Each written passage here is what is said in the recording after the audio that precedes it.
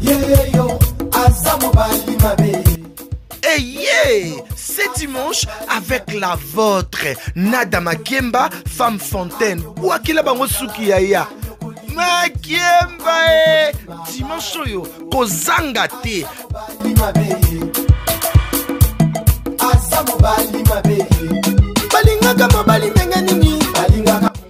Juste en avenue Loano, quartier Joli Park, Nangaliema.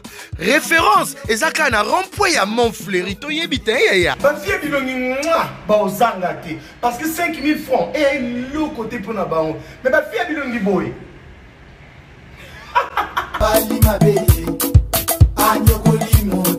Batu bakoyela nzela station ma campagne bokoti kaka arrêt kwado.